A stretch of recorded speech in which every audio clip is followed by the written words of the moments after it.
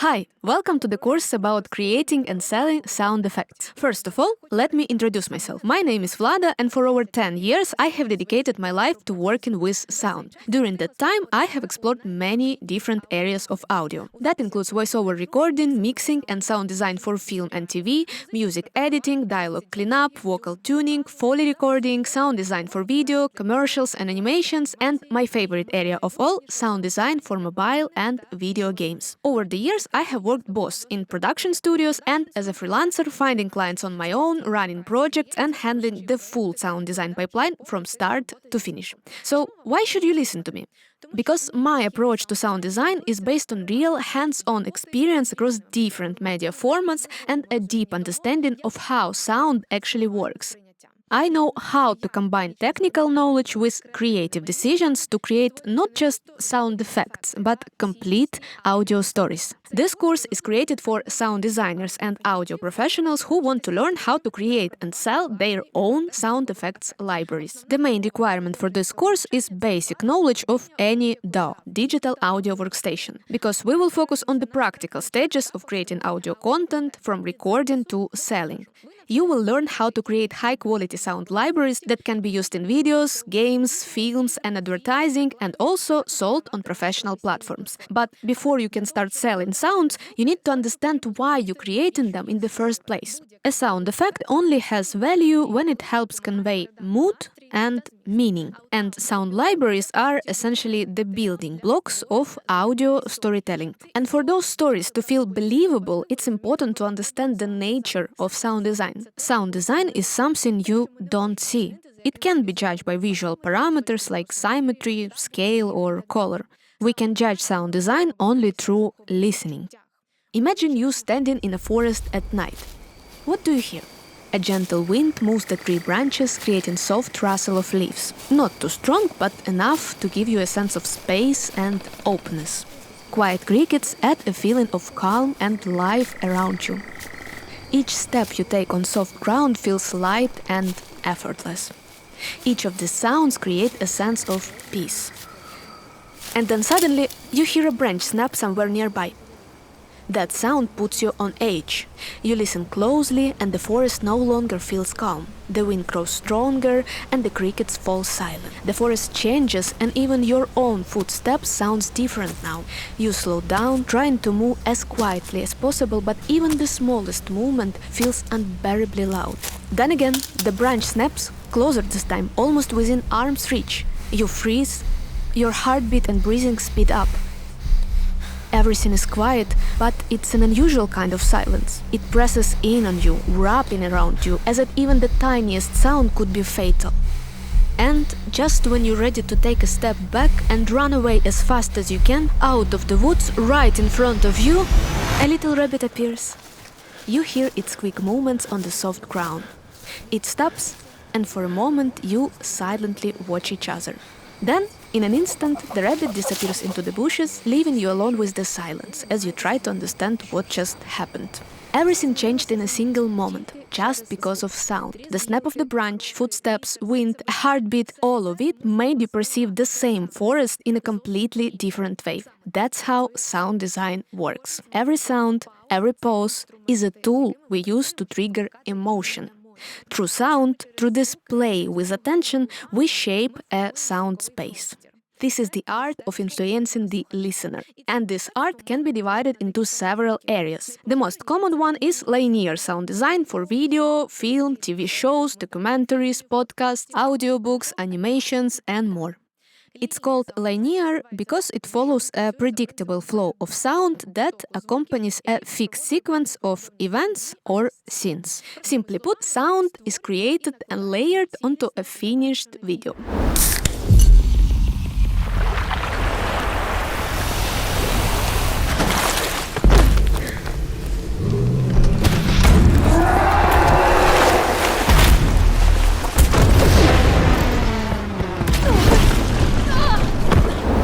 linear sound design doesn't involve interaction with the audience or real-time sound changes, unlike the next type, namely interactive sound design. Interactive sound design is mainly used in video games where sound must adapt to the player's actions. This can include changes in sound based on character movement, object interaction, or specific conditions like an enemy nearby or a change in difficulty. While interactive sound design still uses linear sounds, its key difference is the added complexity of variation and the technical logic behind sound playback based on user actions. For example, footsteps changing depending on surface type and movement speed.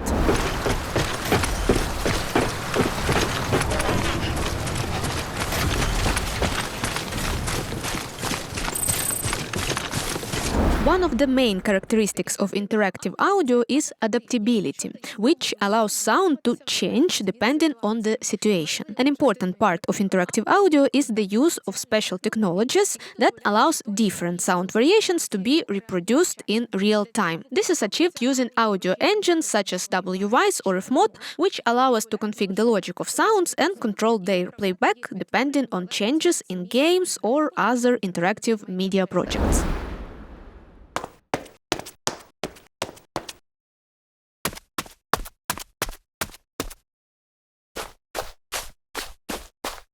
The next type of sound design is sound design for virtual VR and augmented AR reality.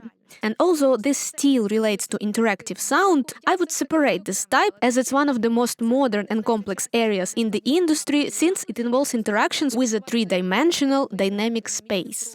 Accordingly, one of the key characteristics of sound design for AR/VR is the spatiality of sound. This means that sound has the ability to change depending on where the user in the virtual space, in which direction they are looking or moving, and what kind of objects surround them. Interactive sound design for games, non-VR, also mostly uses spatial sound, but this is kind of limited by the fact that the player is not fully immersed in the environment, but only observes it through the screen. In this case, the use of spatial audio is somewhat simpler, since the user usually doesn't have direct physical contact with the environment.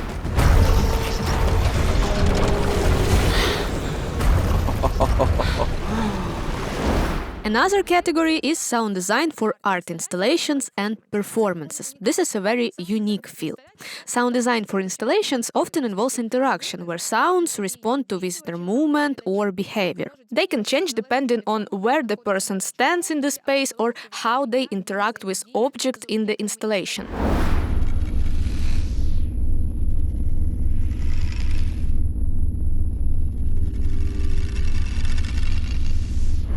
Another type is musical sound design. This focuses on creating unique samples, instruments, and presets that will later be used for music production. This direction requires a deeper understanding of synthesis and audio processing. You can also separate theatrical sound design for device interfaces, cars, household products, and more. You can split sound design into categories endlessly. But even though each area has its own specifics, all of them aim to create emotional and informative impact on the listener or viewer. In general, sound in audiovisual works can be divided in two types: diegetic and non-diegetic. The main difference is whether the sound belongs to the world where the story happens or if it exists only for us, as the audience. Diegetic sound is part of the reality depicted on screen. That is, the characters in the story can hear the sound because it is part of their world. The characters' footsteps, conversations, the music they listen to, the sounds of the environment, and so on.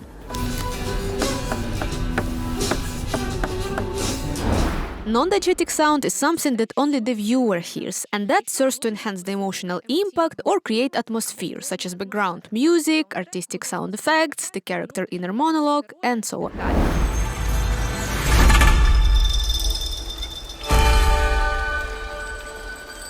But regardless of whether the sound is diegetic or non-diegetic, it can perform various functions in the context of the work. From this point of view, sound can be divided into informative and artistic. Informative sounds perform the function of, drum roll, informing viewers about events, places, or processes taking place on the screen. These sounds provide information about where, what, and how things are happening without the need for additional explanations. For example, when a character moves, we hear the sound of their footsteps. If they walk on different surfaces, sand, concrete, grass, the sound of their footsteps changes, and this lets us know where they are.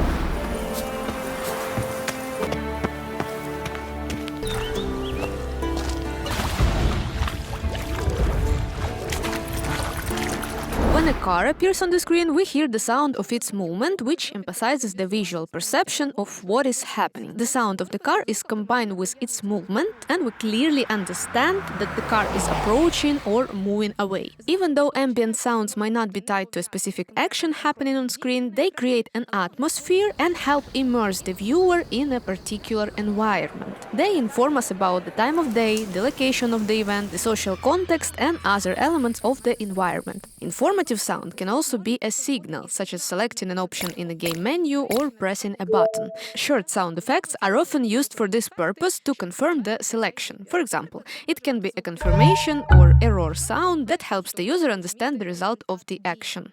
Artistic sounds are used to express emotional or symbolic aspects, and often such sounds do not belong to the world in which the events take place. They are part of the artistic design and serve to reinforce creative ideas, mood, or emotional context. For example, returning to our forest, the heartbeat sound is an artistic technique that is not realistic in this context. It's not something we would actually hear while in the forest next to our character, but this sound conveys the character's inner experiences, creating tension, a sense of anxiety, and anticipation. Horror films often use stingers, musical or sound phrases that appears to heighten moments of tension or fear. This is not a diegetic sound, as the characters do not hear it in their reality, but it clearly affects the viewer's emotion. Music that accompanies a scene and is not part of the character's world is an artistic sound that creates an atmosphere, expresses emotions, or enhances the mood of the scene. Sometimes artistic sound can be the result of manipulating real sounds or transforming them. For example, movies or games may use distorted sounds that are initially associated with certain real objects, but then they transform into something completely new and unusual. Also, sounds can be classified according to various criteria. In real audiovisual works, they exist in constant symbiosis, interacting and complementing each other. Now, let's figure out what sound is and how it's formed. I won't bore you with complicated and formal definitions from Wikipedia, but instead I will try to explain everything in simplest and most understandable way possible. Sound, it is the movement of air caused by some kind of action. To visualize this, imagine the process of throwing a stone into water.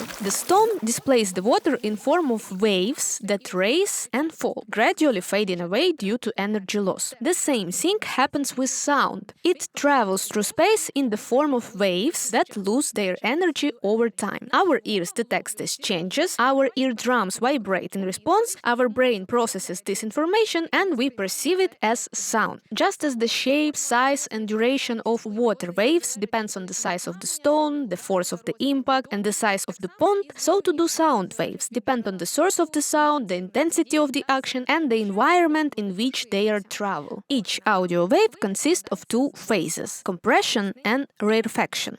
The simplest comparison for better understanding is the work of a pump, when the air inside is compressed and rare-filled. So, one audio wave is a cycle of compression and rarefaction. Fixed it.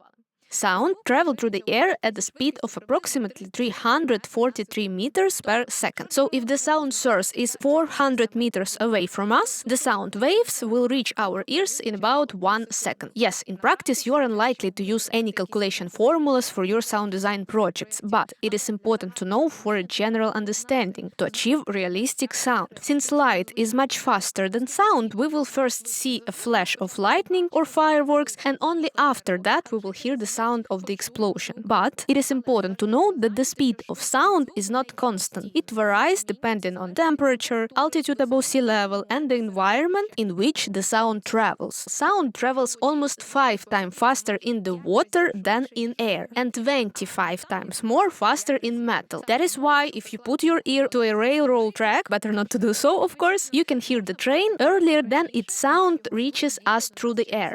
So we have figured out the speed. Now, frequency. Frequency is the number of sound wave vibrations per second, and it's measured in hertz. A sound with a frequency of 100 hertz means that the wave make 100 vibrations per second. The range that humans can hear average from 20 hertz to 20,000 hertz. The higher the frequency, the louder the sound seems, even at the same volume. That is why our ears perceive mid and high frequencies better, while low frequencies are felt more by the body through vibrations than heard. In contrast, high-frequency waves can travel faster through space and cover long distances, but they are much more easily damped by obstacles. This means that low frequencies easily pass through walls and objects. This is why we can sometimes hear the muffled conversation of our neighbors behind the wall. High frequencies, on the other hand, bounce off obstacles and fade out more quickly. Sound volume or amplitude is the amount of energy in a sound wave. The more energy a wave carries, the louder we hear it. If we throw a large stone into the water, the sound is loud. If we throw a small stone into the water, the amplitude is low and the sound is quiet. This parameter is measured in decibels. It is important to note that this is not a linear scale, but a logarithmic one. Our hearing is not linear. We do not hear loudness as 1, 2, 3, but as 1, 2, 4, 8, and so on. And here it is very important to understand the difference between the physical energy of sound, that is objective reality, and how our brain subjectively perceives it. In essence, the logarithmic system compensates for the specifics of our hearing, so the changes in volume seem uniform for us. A 3 dB increase in volume corresponds to an actual two-fold increase in physical energy, but subjectively, a 3 dB increase in volume will be perceived by our hearing as a slight increase. An increase in volume by 6 dB corresponds to a 4-fold increase in physical energy, but subjectively, we will perceive it as a 2-fold increase in volume, and so on, not linear. It is the same if we lift 20 and 21 kilograms. We won't really notice the difference in weight, but if it's 20 and 30 kilograms, then the difference will be noticeable. So we have figured out the topic of volume. Now let's deal with the sound phase. When two sound waves sound at the same time, they can interact in different ways. If the waves have the same frequency and amplitude and moves at the same time, which means their peaks and dips overlap, in this case they reinforce each other, creating an even more powerful and louder sound. But if one wave is in the falling phase and the other is in rising phase, they can partially or completely cancel each other out. This is called phase cancellation. As a result, the sound may become quieter, change in character, or even disappear completely. Phase problems can occur when the same sound is recorded by multiple microphones. If the microphones are positioned incorrectly, the recorded audio waves may be in anti-phase. For example, while one microphone records the rise, which means compression of the wave, another may record the same moment as its fall, which means rarefaction. But when we have separate recordings from different microphones, we can fix it either partially or completely during post-production using phase inversion. Now about acoustics. Acoustics is how sound interacts with space. This term is used to describe the acoustic characteristic of a room, that is, how its walls, materials, and shape affect the perception of sound. The simplest example of acoustics at work is a guitar, electric and acoustic. An electric guitar on its own, without any amplifier, sounds very quiet because its body doesn't resonate. An acoustic guitar, on the other hand, has a special body that amplifies the sound, making it loud and rich.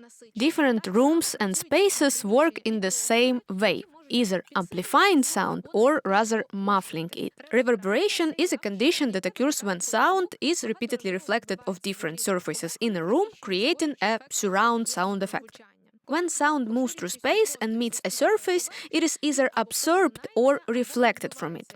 If the material is hard, concrete, glass, tile, then the audio wave bounces off and lasts longer. If the surface is soft, carpets, fabric, or foam, the sound is absorbed and the reverberation is reduced. In professional studios, it is important that the room does not distort the sound. To achieve this, they are designed to be as acoustically neutral as possible. However, there are exceptions when wooden or tiled surfaces are purposely added to record sounds with a certain character. When it comes to recording sound effects or Foley, it is the best to record sound dry, which means without unnecessary room reflections. It is much better to add reverberations and acoustic effects during post-production, so that you have control over them. So, everything mentioned above is the foundation, the basis of the basics. Your knowledge and skills are your main toolkit. The better you understand sound and its nature, the more opportunities you will discover for manipulating it. And my task in this course to equip you with all the necessary knowledge and skills. Now, I want to dispel one of the main myths that you need to have an expensive studio setup to start a career as a sound designer. To get started, you only need 4 things: a computer, a digital audio workstation, anyone you like, monitor, headphones, if necessary an external sound card, and a simple recorder for recording your own sounds. That's it. Believe me, this is more than enough to start making cool sound projects. Of course, over time you can and should improve your workspace, switch from working with headphones to monitors, acoustically treat your room, expand your microphone collection with new models, and so on. But I want to point out that the most important thing is not the equipment, but your ability to work with sound. The main goal of good sound design is to make the viewer believe what they hear. And this applies to both realistic sounds and those that don't exist in real world but are present in context of a project. You may have heard the phrase that good sound design is invisible. Well, in my opinion, this is absolutely true. And no, it doesn't mean that sound design is not important, but rather it should be integrated in such a way that the viewer does not focus on it as a separate element. For example, in a movie or game, the sound of characters' movements or the background noise of nature should create a sense of reality, but not a topic of discussion. It should be organic, arising naturally from the context. To achieve this effect, it is important to consider various key aspects. The first is the perspective of sound, which determines how close or far away the sound source is from us. Here, it is important to create the illusion of space where the listener will feel the physical presence of the object even if they cannot see it. The second aspect is the acoustics of the environment. This is how space affects sound. Echoes, reverberation, muffling, and so on. A closed room will sound different than an open field, even if the sound source is the same. The third aspect is background sounds that create a sense of place. This is what brings the scene to life. Without them, even perfectly recorded dialogue and sound effects will feel like they are in vacuum. It is the background atmosphere that gives the feeling that everything is happening in a real environment, not just in front of the microphone in a studio. The fourth aspect is weight, which reflects the physical characteristic of objects: mass, density, impact, or interaction. A door made of thin plywood cannot sound the same as a heavy metal door. A light object falls with a short, sharp sound, while a heavy object falls with a deeper, longer rumble. The fifth aspect is synchronization accuracy, which means the correspondence of the duration and speed of sound to visual events. The sixth aspect is stylization. The sound must match the aesthetic of the project. For example, if we decide to use casual sounds in a futuristic setting, it will be highly inappropriate and unsuccessful decision. The seventh aspect is, of course, dynamic and frequency balance, which means controlling the volume of different sounds so that important elements remain noticeable but don't overload the overall mix. Here, it is important to monitor both microdynamics, which means volume change within individual sound elements, and macrodynamics, which means volume change across the entire scene or project. In general, to work effectively with sound effects, it is important to understand their nature and function. This is why there is a classification of sound effects that allows them to be structured by type, simplifying the process of creating and searching for them. In fact, there are many categories, but focusing on the main ones, we can highlight them the following. Ambient, background sound effects, are sounds from the surrounding environment. This includes natural sounds such as wind noise, rustling leaves, river bubbling, birds singing, rain noise, city sounds, background street noise, traffic hum, distant noise of signals or voices, interior sounds, so-called room tones, which represent the acoustics of a room.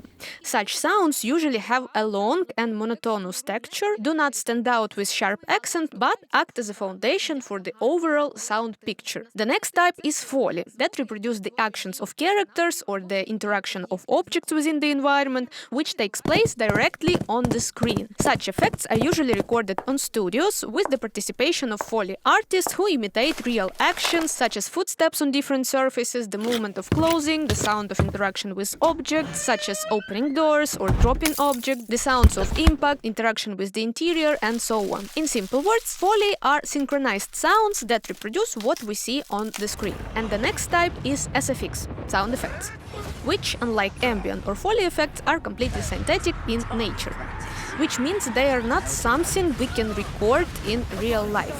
These sounds can be created using various techniques, sound design, and synthesis. This can be magic sound effects, laser shots, explosions and destruction, risers, transformation sound effects, and much, much more. And here we come to a very important stage, getting familiar with all the possible names for classifying sound effects. And I want to say right away that there are plenty of them. In the following lectures, we will learn how to record and design the sounds, and you will definitely need to know what they are called in order to classify them correctly, find them faster, and use them effectively in your work. For me personally, at the very beginning of my journey as a sound designer, this was a huge problem. I could imagine a certain sound in my head, but when I needed to find it, I didn't know how to call it. That's why I decided to create a list of what I consider to be the most important sound effects name. This list is my personal audio glossary, which helped me to navigate a huge world of sound effects and may be a useful tool for you as well. Of course, this list can be expanded indefinitely, but I have compiled the most important and necessary names here so that you can more easily understand the terminology and effectively find the sounds you need. This list will not include obvious sounds such as rain, wind, scissors, or ice, as these names are pretty intuitively understandable and don't require additional explanation. Instead, I will include audio terms that will help you better navigate huge audio libraries, communicate effectively with colleagues and customers, and quickly find the sound that matches your creative vision. And in the following lectures, we will focus on practical techniques for recording, processing, and designing sounds.